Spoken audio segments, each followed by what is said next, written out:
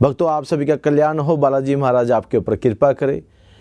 जैसे आपने मेहंदीपुर जाने का मन विचार किया, आपके मन में विचार आया, आपको पता लगा कि हमारे घर में नकारात्मक शक्तियां हैं, तो आपको सबसे पहले क्या करना चाहिए? आपको उन शक्तियों को अपने शरीर पर हावी नहीं होने देना चाहिए, और वो रुकावट करे तो आपको जिद्दी बन करके आपको मेहंदीपुर जाना चाहिए, क्योंकि वो आपको वहाँ जाने से रोकेंगे।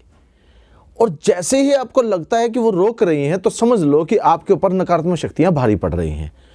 तो क्या करें? जो संकट से पीड़ित हैं, जिन व्यक्तियों की रिपोर्ट में कुछ नहीं आता, जो बीमार हैं, जिन व्यक्तियों के घर में कारोबार बांधा हुआ है, जिनके ऊपर कुछ करी कराई ऊपरी पराई कर रखी है, उन सब के ऊपर पहले मैं कुछ बालाजी महाराज के उदाहरण दे करके फिर आपको ये कार्यक्रम बताऊंगा। देखिए, ये प्रैक्टिकल है, बिल्कुल प्रैक्टिकल है।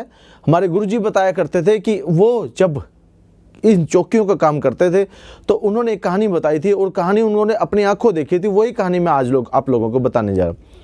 वो कह रहे हैं कि एक गांव के अंदर एक तांत्रिक था, और वो उस तांत्रिक बहुत भयानक वाला तांत्रिक था। वो वशीकरण कर लिया करता था, वश में औरतों को वशीकरण करता था, उनसे गलत काम करके के, और उनका बुद्धि को भ्रष्ट रखता था। जैसे अब वो कुछ उनके कपड़ों पे कर लेता था, या उनके बाल पर, नखून पर, वो ऐसी चीज़ों पर कार्यक्रम करता था। अब उन्होंने क्या किया कि कार्यक्रम कर दिया, तो वहाँ पास में बहुत सारी लेडीज उस गांव से परेशान थी। लेकिन उसी गांव में एक लेडीज थी जिसके ऊपर वो कार्यक्रम हुआ था वशीकरण का, और वो रात को 12 बजे वशीकरण के वशीभूत होकर के वो चलने लगी, और चलते चलते घर के लोग जाग रहे थे, पीछे पीछे चले। उन्होंने एक चमत्कार देखा कि वो चल रही थी, और चलते चलते वहां से शिवलिंग से एक जल की धारा बह रही थी, जो कि काफी ओवरफ्लो हो चुका था, वहां से बह रही थी। और जैसे ही उस लेडीज का पैर शिवलिंग के अभिषेक जल पर पहुंचा, जो कि शिवलिंग से उतर करके जो बहता है उस पे पहुंचा, तो चमत्कार हुआ। वो वापस उसी अवस्था में आ गई जिस अवस्था में वो थी। वशीकरण खत्म हो गया। तो आप सभी भक्तों को मैं ये उपाय और ये गुप्त मंत्र, गुप्त रहस्य देने जा रहा हूं। इस रहस्य को आप समझिए। आपको लगता है कि आपके घर में करी कराई ऊपरी पराई हो रही है, तो ये इसका निपटारा तो होगा मेहंदीपुर। लेकिन मेहंदीपुर जाने से पहले आपको ये करने होंगे काम।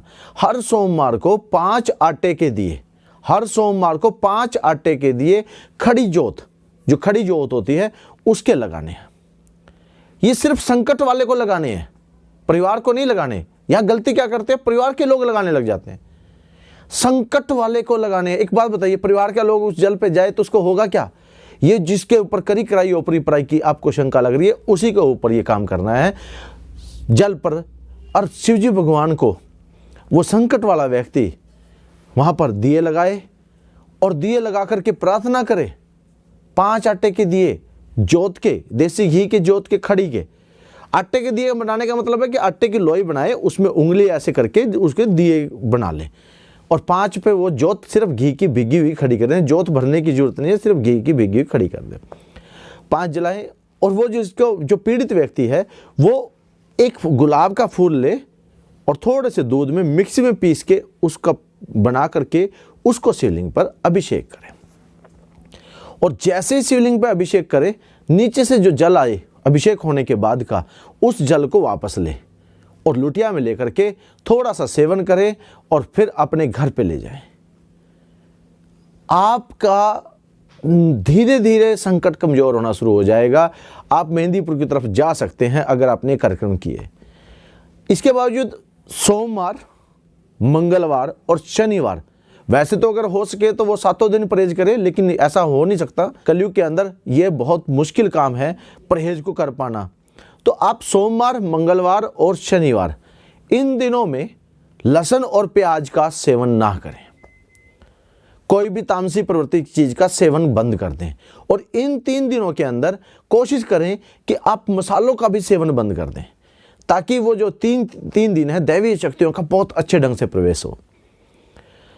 तो आपका ये काम आपने करना है। हनुमान जी का भी आपने लगा दिया भोग। बस ऐसा कर करके, और जब मेहंदीपुर जाने का टाइम हो तो दृढ़ निश्चय कर करके आपको मेहंदीपुर जाना है। मेहंदीपुर से आप रुके, वो संकट अगली बार आपको कई गुना ज़्यादा परेशान करेगा और आपकी परीक्षा भी उसी टाइम होगी जब मेहंदीपुर जाने का टाइम होगा।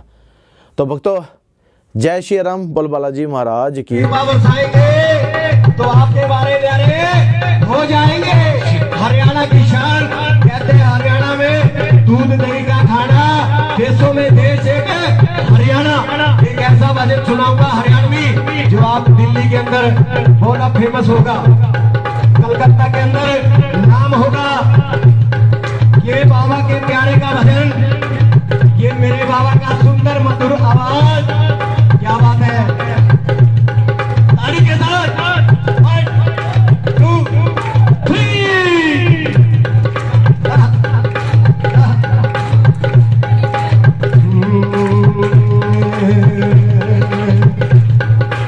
आजा आजा आजा, ताली के साथ आजा आजा आजा। आ जाइए तेरे बालक तेरे बाट। दुर्गा महक ले ले पीछे भाई, दुर्गा जी, दुर्गा जी, दुर्गा जी महक ले लीजिएगा। हेलो, ओ बालाजी की जोत से गाड़ी पड़ेगी, बालाजी की जोत से गाड़ी पड़ेगी, चरना में अर्जी लगानी पड़ेगी, चरना में अर्जी लगानी पड़ेगी। बाबा की जोत कौन कौन लगाता है? आज आपकी लेने की बारी है। 24 घंटे चैनल खोलते हो, गुरुजी से जो बनाते हैं गुरुजी वही देखते हो। तो आज तो बाबा से प्यारे की सीधी डायरेक्ट बात होने जा रही है। ताली के साथ, ताली की गूंज कम न पड़े, स्पीकर की आवाज छोटी पड़ जाए।